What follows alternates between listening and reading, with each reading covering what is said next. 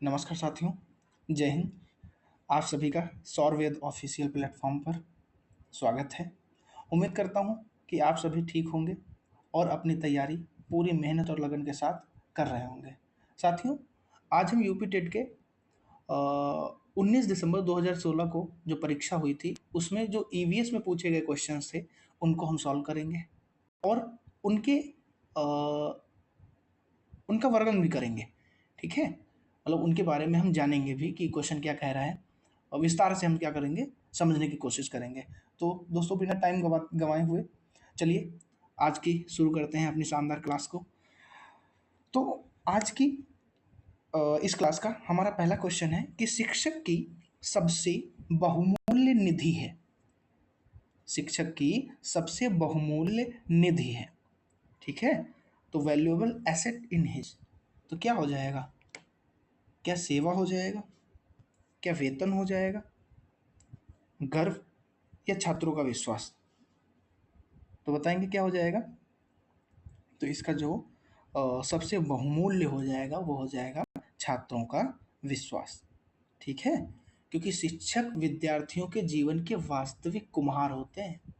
पता है, जो एक आकार देते हैं, जो न सिर्फ उनके जीवन को आकार देते हैं बल्कि छात्रों में यह विश्वास जगाते हैं कि वे शिक्षक के द्वारा बताई गई बातों का अनुसरण करके दुनिया के रंगमंच पर अवतरित हो सकते हैं और अपने आप को काबिल बना सकते हैं। ठीक है, अतः शिक्षक की सबसे बहुमूल्य निधि है छात्रों का विश्वास। तो इसका करेक्ट आंसर क्या हो जाएगा? ऑप्शन नंबर डी हो जाएगा। ठीक है, नेक्स्ट क्वेश्चन क्या कह रहा है? नेक्स्ट क्वेश्चन कह रहा है कि परिकल्पना को बार बार परीक्षण करने से गलत नहीं पाया जा सकता है। तो वह है, कहने का मतलब कि परिकल्पना मतलब जो हमारा कॉन्सेप्ट है, ठीक है, वो गलत नहीं हो सकती। मतलब वो परिकल्पना को बार बार परीक्षण करने से गलत नहीं पाया जा सकता है। क्यों? क्योंकि जो हमारा सिद्धांत होता है, जैसे मैथ को सॉल्व करते हैं, मैथ में अगर जो हमको एसआई का कोई सिंपल इंटरेस्ट का कोई क्वेश्चन सॉल्व करना है, तो उसके लिए उसका फॉर्मूला है कि एसआई बराबर पी आई टी अपन 100। इस पे हम कितनी भी बार कोई भी क्वेश्चन सॉल्व कर ले, क्या उसका परीक्षण गलत होगा? बिल्कुल नहीं गलत होगा। तो इसका करेक्ट आंसर क्या हो जाएगा? वो हो जाएगा ऑप्शन नंबर ए, मतलब थ्योरी, मतलब उसका सिद्धांत। ठीक है, कि उसका सिद्धांत क्या है, क्योंकि सिद्धांत के साथ जो प्रायोगिक अनुभव जुड़ा होता है। ठीक है, किसी परिकल्पना को बार बार निरीक्षण व परीक्षण करने के बाद जब इस बात का ज्ञान हो जाता है कि वह परिकल्पना सार्वभौमिक रूप से सत्य है, तो यह सिद्धांत का रूप ग्रहण कर लेता है। ठीक है, नेक्स्ट क्वेश्चन पे बढ़ते हैं। नेक्स्ट क्वेश्चन क्या कह रहा है? नेक्स्ट क्वेश्चन कह रहा है कि निम्नलिखित में से सबसे उपयुक्त शिक्षण विधि है। सबसे उपयुक्त शिक्षण विधि कौन सी है? विचार गोष्ठी एंड एवं व्याख्यान, श्रुतलेख एवं दिया गया कार्य, विचार गोष्ठी एवं कार्य योजना, व्याख्यान एवं श्रुतलेख। तो इसका हो जाएगा सेमिनार एंड जो प्रोजेक्ट वर्क है, वो इसका करेक्ट आंसर हो जाएगा ऑप्शन नंबर सी। ठीक है, ऑप्शन नंबर सी क्या हो जाएगा? करेक्ट आंसर हो जाएगा, क्योंकि ये जो सेमिनार और जो प्रोजेक्ट वर्क है, सबसे उपयुक्त विधि मानी जाती है। इस शिक्षण विधि में छात्र परस्पर जो होते हैं वो विचारों का आदान प्रदान करके अपने ज्ञान की वृद्धि करते हैं। और ये जो विधि होती है शिक्षा के कृत्रिम वातावरण को समाप्त करने तथा शिक्षा को जीवन से संबंध स्थापित करने हेतु महत्वपूर्ण है। ठीक है, नेक्स्ट क्वेश्चन बढ़ते हैं। नेक्स्ट क्वेश्चन क्या कह रहा है? नेक्स्ट क्वेश्चन कह रहा है कि निम्नलिखित में से कौन सी ग्रीन हाउस गैस नहीं है? Carbon dioxide, nitrous oxide, helium और मीथेन। तो कौन सी नहीं है? तो हीलियम नहीं है। क्या हो जाएगा? हीलियम हमारी ग्रीन हाउस गैस नहीं है। ठीक है, ग्रीन हाउस गैस है जो ग्रह का वातावरण होता है, ये जलवायु में जो परिवर्तन और अंततः जो भूमंडलीय उष्मीकरण के लिए उत्तरदायी होती हैं। ठीक है, इनमें सबसे ज़्यादा उत्सर्जन कार्बन डाइऑक्साइड का होता है, नाइट्रस ऑक्साइड और मीथेन, क्लोरोफ्लोरोकार्बन और जलवाष्प, ओजोन आदि करती हैं। ठीक है, नेक्स्ट क्वेश्चन को करते हैं। नेक्स्ट क्वेश्चन क्या कह रहा है? नेक्स्ट क्वेश्चन है कि ध्वनि प्रदूषण का मापन किस इकाई द्वारा किया जाता है? ध्वनि प्रदूषण का मापन किस इकाई द्वारा किया जाता है? तो ध्वनि प्रदूषण का मापन किया जाता है डेसिबल के द्वारा। ठीक है, किसके द्वारा किया जाता है? डेसिबल द्वारा किया जाता है। ठीक है, 80 डेसिबल या इससे अधिक का शोर श्रवण शक्ति को स्थायी हानि पहुंचाने में सक्षम होता है। मतलब इससे अगर जो ज़्यादा होता है तो हमारे कानों को क्षति पहुंच सकती है। ठीक है, और जो सामान्य शक्ति वाले के लिए जो एक तरीके से परास होता है वो 25 से 30 डेसिबल होता है, ठीक है। और 5 डेसिबल की ध्वनि जो अत्यंत मंद मानी जाती है, ठीक। नेक्स्ट क्वेश्चन क्या कह रहा है, इसका करेक्ट आंसर क्या हो जाएगा, डेसिबल हो जाएगा। फिर कह रहा है निम्नलिखित में से, कह रहा है निम्न में से किस स्तराकृति का निर्माण हिमानी द्वारा हुआ है। किसके द्वारा हुआ है, हिमानी द्वारा हुआ है। किसके द्वारा, हिमानी, ठीक है। हिमानी द्वारा हुआ है, क्या लेपीज लेगुन के द्वारा हुआ है, यू आकार की घाटी या वी आकार की घाटी या जलप्रपात, किसका हुआ है बताएंगे। तो इसका करेक्ट आंसर हो जाएगा यू आकार की घाटी। इसका निर्माण जो हुआ है किसके द्वारा हुआ है, हिमानी के द्वारा हुआ है।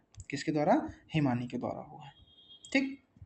नेक्स्ट क्वेश्चन क्या कह रहा है, नेक्स्ट क्वेश्चन कह रहा है कि निम्न नदियों में से कौन सी नदी बंगाल की खाड़ी में गिरती है। कौन सी नदी बंगाल की खाड़ी में गिरती है, क्या ताप्ती गिरती है, नर्मदा गिरती है या सिंधु गिरती है। तो ताप्ती, नर्मदा और सिंधु ये कहाँ है, अरब सागर में गिरती हैं। कहाँ गिरती हैं, अरब सागर में गिरती हैं। तो ये जो हमारी सुवर्ण रेखा हो जाएगी ये कहाँ गिरती है, बंगाल की खाड़ी में गिरती है। नेक्स्ट क्वेश्चन बोलते हैं, नेक्स्ट क्वेश्चन क्या कह रहा है, नेक्स्ट क्वेश्चन कह रहा है कि राकेश कक्षा 5 पर्यावरण विज्ञान शिक्षक द्वारा दिए गए कार्य को समय से प्रस्तुत नहीं करता है, अतः सबसे उपयुक्त सुधारात्मक उपाय हो सकता है। तो बताएंगे इसका सबसे उपयुक्त सुधारात्मक उपाय कौन सा होगा। प्रधानाध्यापक की जानकारी में लाएंगे, खेल की कक्षा में जाने पर प्रतिबंध लगाएंगे, उसकी अभिप्रेरणा के कारणों की जानकारी उसे सही मार्गदर्शन देना, या उसकी अभिप्रेरणाओं की लिखित जानकारी माता पिता को देना। अरे भाई लिखित जानकारी अगर जो माता पिता को दे देंगे तो टीचर की भूमिका क्या रह जाएगी। अगर जो हमने उसमें कोई हम उसमें क्या कर रहे हैं, हम उसमें अगर जो कोई सुधारात्मक उपाय देखना भी चाह रहे हैं, अगर जो हमको उसमें कोई जैसे वर्क नहीं कर रहा है, ठीक है, और हम जान रहे हैं कि बच्चा वर्क नहीं करके ला रहा है, तो हम क्या करेंगे, उसमें सुधार लाने की कोशिश करेंगे ना, ठीक है। सुधारात्मक उपाय है जो या फिर बोल सकते हो उसकी जो अनियमितताएं हैं उनको जानकर उसे सही मार्गदर्शन देके, ना कि प्रधानाध्यापक की जानकारी में ले जाएंगे। अरे हमारा हम अपना भी तो काम दिखाएंगे, ठीक है। अच्छा, खेल की कक्षा में जाने पर प्रतिबंध लगाना या उसकी अनियमितताओं को लिखित जानकारी माता पिता को देना, ये सही नहीं है। तो इसका करेक्ट आंसर क्या हो जाएगा, करेक्ट आंसर हो जाएगा ऑप्शन नंबर सी, कि उसकी अभिप्रेरणाओं के कारणों की जानकारी उसे सही मार्गदर्शन देना, ठीक है। नेक्स्ट क्वेश्चन पर बढ़ते हैं। नेक्स्ट क्वेश्चन कह रहा है कि मध्य प्रदेश का कौन सा शहर झीलों का शहर कहलाता है। कौन सा शहर झीलों का शहर कहलाता है, ठीक है। तो ये क्या हो जाएगा, और मध्य प्रदेश को किस नाम से जाना जाता है, भारत का हृदय कहा जाने वाला जो मध्य प्रदेश है, जहाँ पर देश विदेश में पर्यटन स्थल, खान पान, शिल्पकारी, बुनकारों आदि के लिए जाना जाता है, देश विदेश में जाना जाता है, ठीक है। तो मध्य प्रदेश की जो राजधानी है भोपाल, भोपाल को किस नाम से जाना जाता है, झीलों के शहर के नाम से जाना जाता है। नेक्स्ट क्वेश्चन में बढ़ते हैं। नेक्स्ट क्वेश्चन क्या कह रहा है, नेक्स्ट क्वेश्चन कह रहा है कि निम्न में से कौन सा सागर यूरोप को अफ्रीका से अलग करता है। यूरोप को अफ्रीका से कौन सा सागर अलग करता है, तो वो कौन सा हो जाएगा, क्या लाल सागर हो जाएगा, काला सागर हो जाएगा, अरब सागर हो जाएगा, भूमध्य सागर हो जाएगा। तो करेक्ट आंसर हमारा हो जाएगा भूमध्य सागर। क्या हो जाएगा, भूमध्य सागर, ठीक। नेक्स्ट क्वेश्चन को करते हैं। नेक्स्ट क्वेश्चन क्या कह रहा है, नेक्स्ट क्वेश्चन कह रहा है कि अंतरराष्ट्रीय ओजोन दिवस मनाया जाता है। बताओ, सबसे अच्छा और सबसे आसान क्वेश्चन है, ठीक है। तो अंतरराष्ट्रीय ओजोन दिवस कब मनाया जाता है, तो ये मनाया जाता है 16 सितंबर को मनाया जाता है। कब मनाया जाता है, 16 सितंबर को मनाया जाता है, ठीक है। और ये कब, किस लिए, क्योंकि ओजोन परत का जो संरक्षण है उसकी जागरूकता के लिए मनाया जाता है, ठीक। और यूएनओ में 19 दिसंबर 1994 को 16 सितंबर को international day for the preservation of ozone layer घोषित किया गया था, ठीक है। नेक्स्ट क्वेश्चन बढ़ते हैं। नेक्स्ट क्वेश्चन क्या कह रहा है, नेक्स्ट क्वेश्चन कह रहा है कि किसी खाद्य श्रृंखला में शाकाहारी होते हैं, जैसे जो खाद्य श्रृंखला होती है उसमें शाकाहारी कौन से स्तर पर पाए जाते हैं। क्या प्राथमिक उत्पादक होते हैं, क्या वो प्राथमिक उपभोक्ता होते हैं, द्वितीयक उपभोक्ता होते हैं, या अपघटक होते हैं। तो इसका करेक्ट आंसर क्या हो जाएगा, प्राथमिक प्राथमिक उपभोक्ता होते हैं। क्या होते हैं, प्राथमिक उपभोक्ता होते हैं। किसी खाद्य श्रृंखला में शाकाहारी प्राथमिक उपभोक्ता होते हैं। उत्पादक हमारे जो होते हैं वो पेड़ पौधे, हरे पौधे होते हैं जो क्लोरोफिल की सहायता से प्रकाश संश्लेषण की क्रिया के द्वारा भोजन का निर्माण करते हैं। और द्वितीयक उपभोक्ता कौन सा हो जाता है, मांसाहारी हो जाता है। और अपघटन करता जो सड़े गले पदार्थों को उससे ऊर्जा प्राप्त करते हैं, जैसे मृतोपजोवी हो गया, कवक हो गया, जीवाणु हो गया। ठीक है, तो इसका करेक्ट आंसर क्या हो जाएगा? प्राथमिक उपभोक्ता हो जाएगा। नेक्स्ट क्वेश्चन पढ़ते हैं। नेक्स्ट क्वेश्चन क्या कह रहा है? नेक्स्ट क्वेश्चन कह रहा है कि पारिस्थितिकी तंत्र के तत्वों के चक्र को क्या कहते हैं? मतलब जो the cycle of element in an ecosystem is called, क्या कहा जाता है? पारिस्थितिकी तंत्र के जो तत्वों के चक्र को क्या कहते हैं? क्या रासायनिक चक्र कहते हैं, जैव रासायनिक चक्र कहते हैं, भूभौतिक चक्र कहते हैं, या भू रासायनिक चक्र कहते हैं? बताएंगे इसका करेक्ट आंसर क्या हो जाएगा? तो वो होता है, जैसे प्रकृति में विभिन्न तत्व जैसे चक्रीय रूप से एक जीव से दूसरे जीव में स्थानांतरित होते रहते हैं, ठीक है, प्रकृति में लौट आते हैं। इस प्रक्रिया को खनिज प्रवाह तथा या चक्र जीवन जीव मंडल जो होता है स्थल मंडल में ही होते हैं। ठीक है, मतलब यह जो चक्र होता है जीव मंडल का, जीव मंडल में ही होते हैं। ठीक है, इसे क्या कहा जाता है? जैव भू रासायनिक चक्र कहते हैं। ठीक, तो जैव भू रासायनिक चक्र, ऑप्शन नंबर बी क्या हो जाएगा? करेक्ट आंसर हो जाएगा। नेक्स्ट क्वेश्चन क्या कह रहा है? निम्नलिखित ईंधनों में से कौन सा न्यूनतम पर्यावरणीय प्रदूषण उत्पन्न करता है? मतलब सबसे कम जो प्रदूषण उत्पन्न करता है, तो वो क्या हो जाएगा? वो हाइड्रोजन हो जाएगा। ठीक है, डीजल, पेट्रोल, कोयला, इन सब से क्या होता है? प्रदूषण फैलता है। मगर डीजल हाइड्रोजन क्या है? इसे भविष्य का ईंधन भी कहा जाता है। क्या बोला जाता है इसे? इसे हम भविष्य का ईंधन कहते हैं। ठीक, नेक्स्ट क्वेश्चन क्या कह रहा है? नेक्स्ट क्वेश्चन कह रहा है कि संकटग्रस्त जंतु देवदार पांडा पाया जाता है। क्या कह रहा है? जो संकटग्रस्त है जंतु जो है वो देवदार जो सॉरी इंडेंजर्ड, ठीक है, वो दैत्याकार पांडा होगा। यहाँ पर देवदार नहीं, यहाँ पर क्या हो जाएगा? दैत्याकार। इसको कट करके देवदारक, इसको लिखेंगे दैत्याकार। क्या? दैत्याकार। वो टाइपिंग एरर हो गई। ठीक है, इसका क्या हो जाएगा? दैत्याकार। मतलब जो संकटग्रस्त जंतु दैत्याकार पांडा कहाँ पाया जाता है? तो इसका करेक्ट आंसर क्या होगा? हो जाएगा संकटग्रस्त कहाँ पाया जाता है? ऑस्ट्रेलिया में पाया जाता है, भारत में पाया जाता है, चीन में पाया जाता है, ब्राजील में पाया जाता है। तो ये पाया जाता है चाइना में। मतलब जो संकटग्रस्त जंतु जो दैत्याकार पांडा होता है वो चीन में पाया जाता है। ठीक है, और अगर जो इसे चीनी भाषा में क्या बोला जाता है? तो डियांग माओ बोला जाता है। ठीक है, या फिर विशाल का बिल्ली भालू कहते हैं। तो इसका करेक्ट आंसर हो जाएगा option number C. Next question क्या कह रहा है? निम्नलिखित किस गैस के कारण भोपाल गैस त्रासदी हुई थी? भोपाल में जो गैस त्रासदी हुई थी वो किस गैस के कारण हुई थी? क्लोरोफ्लोरोकार्बन के कारण हुई थी, नाइट्रस ऑक्साइड के कारण हुई थी, कार्बन डाइऑक्साइड के कारण हुई थी, मिसाइल मिथाइल आइसोसाइनाइड के कारण हुई थी? तो जो ये हाँ, जो भोपाल गैस त्रासदी हुई थी ये 3 दिसंबर 1984 को हुई थी। कब हुई थी? 3 दिसंबर 1984 को हुई थी। कहाँ हुई थी? भोपाल में हुई थी। ठीक है, ये एक भयानक औद्योगिक घटना थी। इसे भोपाल गैस कांड या भोपाल गैस त्रासदी के नाम से जाना जाता है।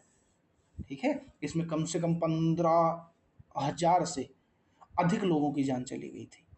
बहुत सारे लोग अपंगता से ग्रसित हो गए थे।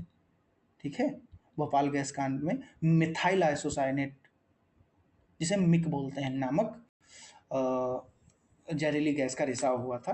ठीक है, तो इसका करेक्ट आंसर क्या हो जाएगा? Option number D, methyl isocyanate.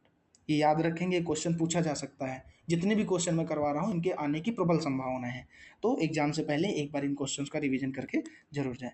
Next question क्या कह रहा है? नेक्स्ट क्वेश्चन कह रहा है कि निम्न में से क्रिसमस का त्यौहार गर्मियों में मनाया जाता है। कहाँ मनाया जाता है? जापान में मनाया जाता है, भारत में मनाया जाता है, ऑस्ट्रेलिया में मनाया जाता है, अमेरिका में मनाया जाता है?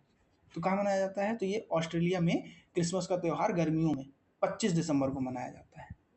ठीक है, कहाँ मनाया जाता है? 25 दिसंबर को मनाया जाता है। Option number C, Australia. ठीक, नेक्स्ट क्वेश्चन क्या कह रहा है? गिरि वन्य जीव अभ्यारण्य निम्न में से किस वन्य जीव का संरक्षण करता है? जो गिरि वन्य जीव अभ्यारण्य है वो किस वन्य जीव का संरक्षण करता है? तो गिर वन्य जीव अभ्यारण्य जो गुजरात राज्य में है। कहाँ है? गुजरात में है। और लगभग 1424 वर्ग किलोमीटर में फैला हुआ है। ठीक है, तो इसमें जंगली शेर का क्या किया जाता है? संरक्षण किया जाता है। ऑप्शन नंबर डी क्या हो जाएगा? करेक्ट हो जाएगा। नेक्स्ट क्वेश्चन क्या कह रहा है? नेक्स्ट क्वेश्चन कह रहा है कि निम्न में से कौन सी प्राकृतिक वनस्पति मरुस्थलीय प्रदेशों में पाई जाती है। मरुस्थलीय प्रदेशों में कौन सी प्रकृति हाँ वनस्पति पाई जाती है प्राकृतिक, बताएंगे? महोगनी पाई जाती है, कैक्टस पाई जाती है, फर्न या देवदार? तो कौन सी पाई जाती है? कैक्टस। क्या? कैक्टस। ऑप्शन नंबर बी क्या हो जाएगा? करेक्ट आंसर हो जाएगा। जो कैक्टस है वो मरुस्थलीय प्रदेशों में पाया जाने वाला एक प्राकृतिक वनस्पति है। ठीक। नेक्स्ट क्वेश्चन क्या कह रहा है? नेक्स्ट क्वेश्चन कह रहा है कि ग्रीन मफलर संबंधित है। ग्रीन मफलर किससे संबंधित है, बताएंगे? क्या है ये ग्रीन मफलर? जैसे ग्रीन मफलर है ये अधिक आबादी वाले जो ध्वनि प्रदूषण वाले जैसे क्षेत्र होते हैं, जैसे सड़कों के किनारे, औद्योगिक क्षेत्रों और राजमार्ग के आसपास के जो इलाके होते हैं, उनमें क्या किया जाता है, 4 से 6 पंक्तियों में वृक्षारोपण कर दिया जाता है ध्वनि प्रदूषण को कम करने के लिए।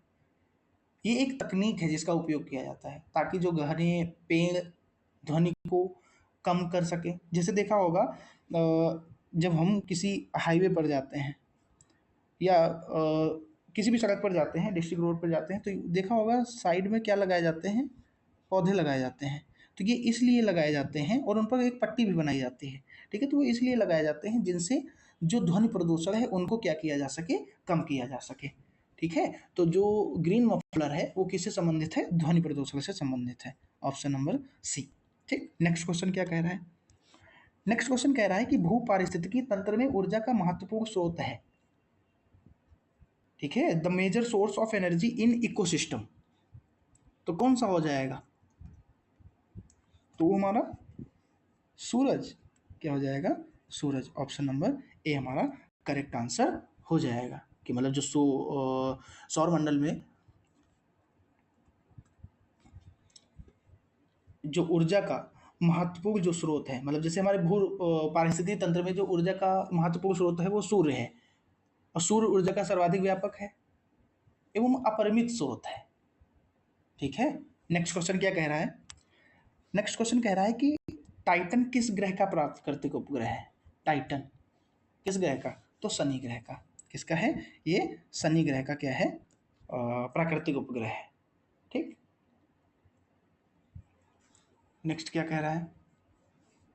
और ये जो सौरमंडल में जो शनि है वो आकार में दूसरा बड़ा ग्रह है। शनि के पास जैसे अभी तो 62 से ज़्यादा हो चुके हैं। ठीक है, जैसे क्या कह रहा है, टाइटन शनि का सबसे बड़ा उपग्रह है। शनि का सबसे बड़ा उपग्रह कौन सा हो जाएगा? टाइटन हो जाएगा। नेक्स्ट क्वेश्चन क्या कह रहा है? नेक्स्ट क्वेश्चन कह रहा है कि निम्नलिखित में से कौन सी बायोडीजल की फसल है? बायोडीजल की फसल कौन सी है? तो जट्रोफा है। क्या हो जाएगा? जट्रोफा। जट्रोफा क्या है? बायोडीजल की फसल है। ठीक, जट्रोफा बायोडीजल की फसल है। यह भारत, अफ्रीका, उत्तरी अमेरिका और कैरेबियन जैसे ट्रॉपिकल जो जोन होते हैं, क्षेत्र होते हैं, उनमें होते हैं। ठीक है, यह एक बड़ा पादप होता है जो झाड़ियों के रूप में अर्धशुष्क क्षेत्रों में उगता है। ठीक। नेक्स्ट क्वेश्चन बोलते हैं। नेक्स्ट क्वेश्चन क्या कह रहा है? नेक्स्ट क्वेश्चन कह रहा है कि पर्यावरण संरक्षण अधिनियम किस वर्ष पारित किया गया? तो कब पारित किया गया? बहुत बार पूछा गया है क्वेश्चन। कब पारित किया गया? 1986 में। ठीक है, कब पारित हुआ? 1986 में पारित हुआ। संयुक्त राष्ट्र का प्रथम मानव पर्यावरण सम्मेलन 5 जून 1972 में जो स्कॉटहोम में जो संपन्न हुआ था, इसी से प्रभावित होकर भारत ने पर्यावरण के संरक्षण के लिए पर्यावरण संरक्षण अधिनियम 1986 पारित किया था। ठीक है। नेक्स्ट क्वेश्चन क्या कह रहा है? नेक्स्ट क्वेश्चन कह रहा है कि भूमंडलीय ताप का कारण है।